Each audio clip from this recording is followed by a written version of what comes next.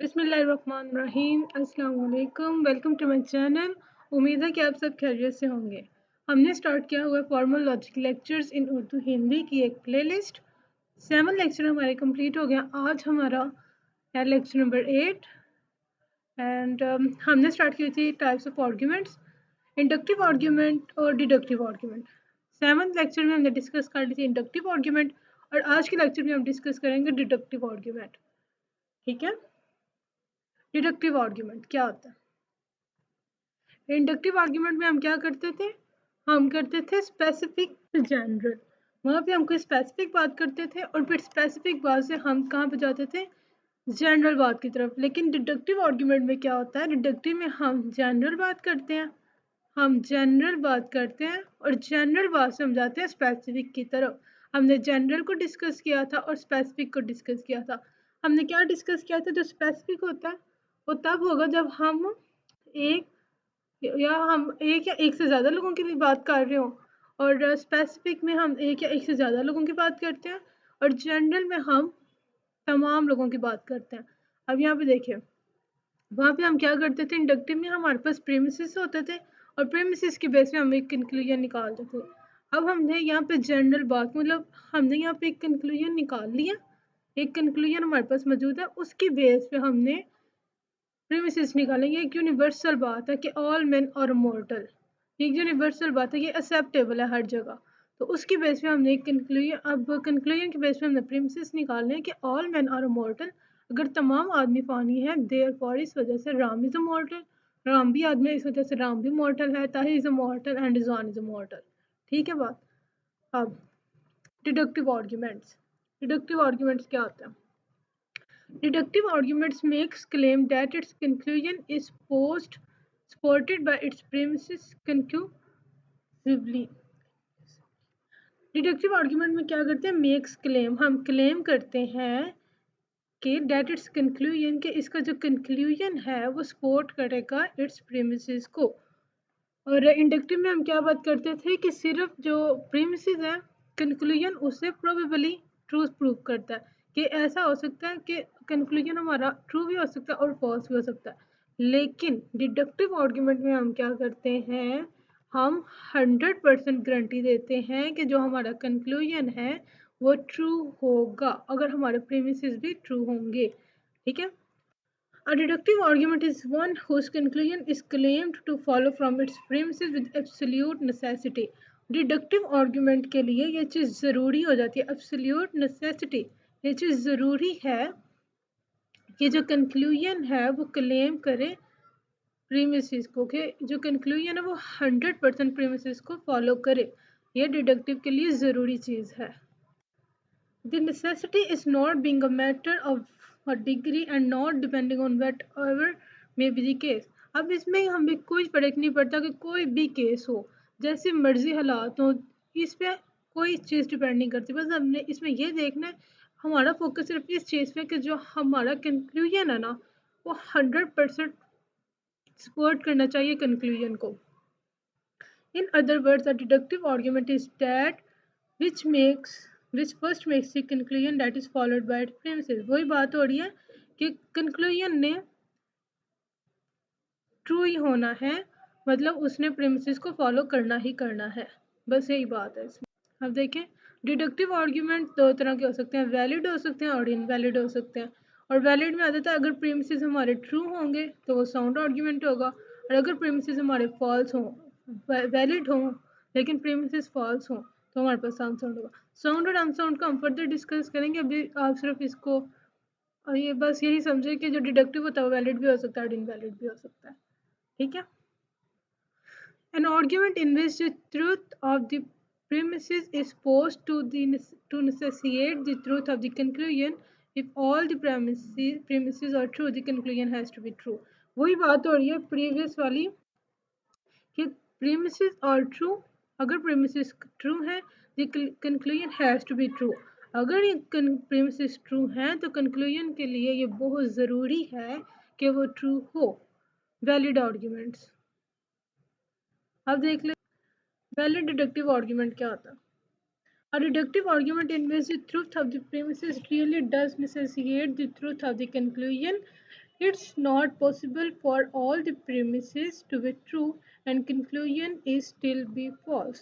अब देखिए वैलिड में क्या होता है, इसमें हम क्या करते हैं कि जो ट्रूथ ऑफ द प्रीमिसेस है ना, really does necessitate the truth of the conclusion, कि अगर हमारे पास प्रीमिसेस ट्रू है तो ये बात ज़रूरी हो गई है कि हमारा कंक्लूजन भी ट्रू हो। इसका मतलब ये it is not possible for all the premises to be true, ये पॉसिबल नहीं है कि जो हमारे पास प्रीमिसेस है वो ट्रू हो और कंक्लूजन हमारे पास फॉल्स हो। ठीक है, वैलिड में क्या है, वैलिड में एक ही बात है कि अगर हमारे पास प्रीमिसेस ट्रू है तो उसका कंक्लूजन भी ट्रू होना चाहिए। ये हमारे पास valid deductive argument. Invalid arguments are deductive argument in which the truth of the premises really does not necessitate the truth of the conclusion. पीछे हमने क्या बात की थी कि ट्रूथ ऑफ द प्रीमिसेस जो होगा वो फॉलो करेगा ट्रूथ ऑफ द कंक्लूजन को, लेकिन इनवैलिड में does not necessitate the truth of the conclusion. इस बात में यहाँ पे हमें कोई फर्क नहीं पड़ता कि अगर बेशक हमारे प्रीमिसेस ट्रू हों लेकिन हमारा जो कंक्लूजन है ना वो फॉल्स हो सकता है। देखें, it is possible for all the premises to be true and the conclusion still false. इसमें हम क्या बात कर रहे हैं, इसमें हम एक ही बात कर रहे हैं कि अगर इनवैलिड में क्या है कि अगर हमारे पास प्रीमिसेस चाहे ट्रू हो लेकिन कंक्लूजन फिर भी हमारे पास फॉल्स होगा, ये हो गया हमारे पास इनवैलिड आर्ग्यूमेंट। अब देख लेते हैं sound argument. Sound argument a valid deductive argument in which all the premises are actually true. देखें, वैलिड में हमने क्या बात की है कि उसके प्रीमिसेस अगर ट्रू होंगे तो उसका ये बात ज़रूरी है कि इसका कंक्लूजन भी ट्रू होगा। In which all the premises are true, you get sound argument, a valid deductive argument in which even one or more premises actually fall। वो valid deductive होगा लेकिन उसका एक या एक से ज़्यादा जो premises है वो false होगा, ये unsound है।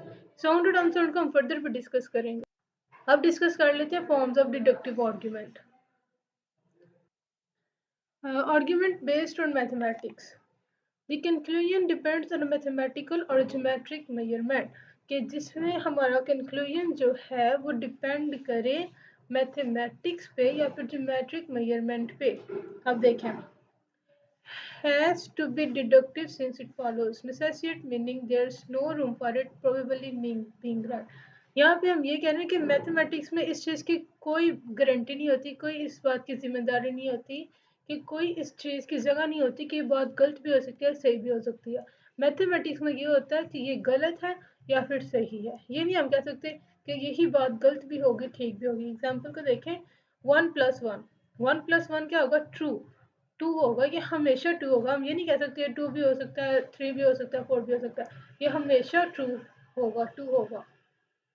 देखें, there's no room for a different answer by reevaluating the argument 1+1 will always equal to 2, कि हम इसे जितनी मर्जी मतलब कैलकुलेट कर लें इसका आंसर 2 ही होगा। If you have 1+1 then it always equal to be true. और जब हमारे पास इस चीज़ की गारंटी हो कि कंक्लूजन हमारे पास 100% गारंटी दे तो हमारे पास डिडक्टिव आर्ग्यूमेंट होता है। हमारे पास आर्ग्यूमेंट्स बेस्ड ऑन मैथमेटिक्स क्या है, ये एक हमारे पास डिडक्टिव आर्ग्यूमेंट। अब देखें आर्ग्यूमेंट फ्रॉम डेफिनेशन।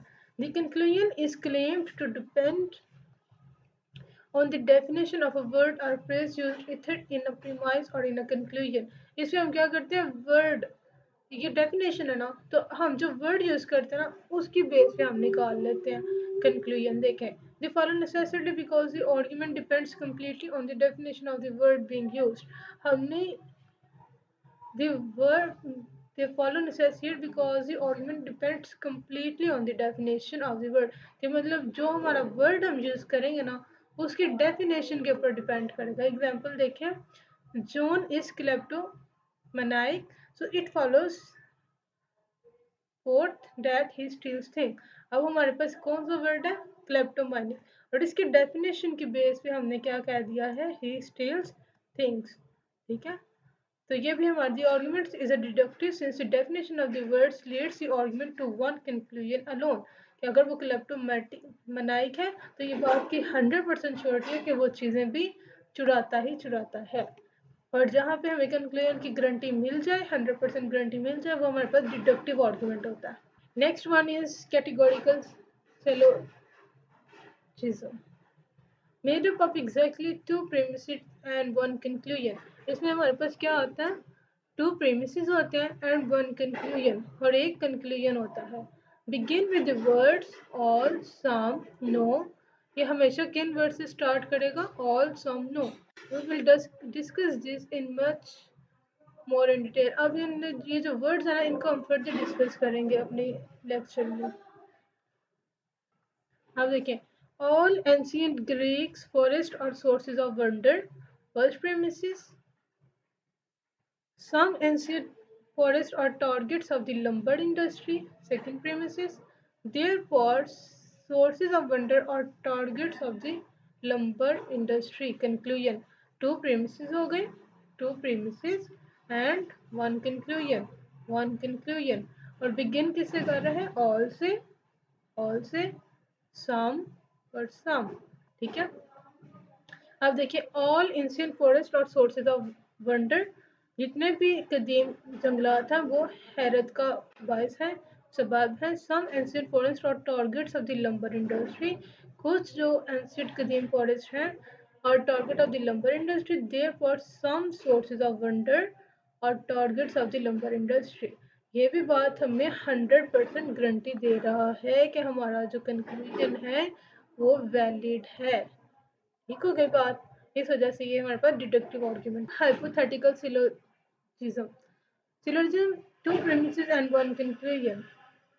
इसका सिंपली मीन क्या होता है? Two premises and one conclusion that have a conditional statement. इसमें हमारे पास क्या होती है? कंडीशनल स्टेटमेंट फॉर वन और both premises of its premises, for one और बोथ ऑफ इट्स प्रीमिसेस। इसमें हमने क्या बात की है? सिलोजिज्म में क्या होता है? टू प्रीमिसेस होते हैं, वन कंक्लूजन होता है। और हाइपोथेटिकल क्या होता है? जिसमें हमारे पास जो इसके प्रीमिसेस है ना टू, इसमें से जो वन प्रीमिस है वो भी कंडीशनल स्टेटमेंट हो सकता है। अगर टू प्रीमिसेस है, ये भी हो सकता है कि जो एक स्टेटमेंट है वो कंडीशनल स्टेटमेंट हो या फिर दोनों कंडीशनल स्टेटमेंट्स पे कंसिस्ट कर रहे हो। अब एग्जांपल देखें, if monopolies continue to grow, then suppliers will be squeezed even further. ये देखें, ये हमारे पास कंडीशनल स्टेटमेंट हमने पीछे पढ़ी थी इफ एंड देन वाली। ये फर्स्ट प्रीमिसेस हो गया, इसमें हमारे पास कंडीशनल स्टेटमेंट मौजूद है, ठीक है। If supplies are squeezed even further, then jobs will be forced overseas. अब ये सेकंड प्रीमिसेस है, इसमें भी हमारे पास कंडीशनल स्टेटमेंट मौजूद है। उन्होंने क्या किया? वन और बोथ, एक प्रीमिसेस या फिर दोनों प्रीमिसेस भी कंडीशनल स्टेटमेंट हो सकती हैं। Therefore, if monopolies continue to grow, then jobs will be forced overseas. ठीक है। अब देखें, if you have A, then you have B. अब इसको जरा कंपेयर करें। ये देखें, ये हमारे पास A है और इसे आप कह दें B. If you have A, then you have B. If you have B, then you have C. ये हमारे पास B आ गया, then you have C, फिर C भी है। Therefore, if you have A, then you have C. ये हमारे पास A आ गया, इस वजह से हमारे पास C भी होगा। ठीक हो गई। तो therefore, if you have A, then you have C. ये हमारे पास क्या है? Deductive argument. ये भी हमें कंक्लूजन की 100% गारंटी दे रहा है। इस वजह से ये भी हमारे पास क्या है? Deductive argument. आज के लेक्चर हमारा यहीं पे एंड होता है, फर्दर डिस्कस करेंगे हम नेक्स्ट लेक्चर में। And if you're visiting my channel, so please don't forget to subscribe it. And if you have any query, you can ask me in the comment box, and you can also DM me on Instagram. And don't forget to share it, because sharing is caring. अब मुलाकात होगी next lecture में, तब तक के लिए अल्लाह हाफिज।